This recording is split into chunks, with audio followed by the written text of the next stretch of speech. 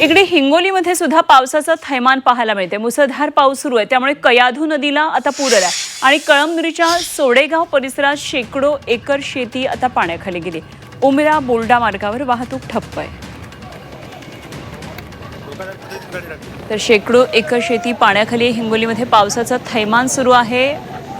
आपण एका बाजूला पाहतोय रेड अलर्ट आणि ऑरेंज अलर्ट असलेले जिल्हे, तर ही ड्रोनने टिपलेली काही दृश्य आहेत आपल्याला पाहायला मिळत आहे। हा रस्ता ज्या ठिकाणून पुलावरून पाणी वाहते, संपूर्ण नदीचं पाणी या रस्त्यावर आलेलं आहे आणि हा पूल आता पाण्याखाली गेलेला आहे। शेत शिवारामध्ये सुद्धा पाणी घुसलेलं आहे। शेकडो एकर शेती पाण्याखाली गेलेली या दृश्यांमध्ये आपल्याला पाहायला मिळते। कयाधू नदीला पूर आलेला आहे। मुसळधार पावसामुळे कयाधू नदीचं हे एक अक्राळ विक्राळ असं रौद्र रूप आपल्याला पाहायला मिळतंय।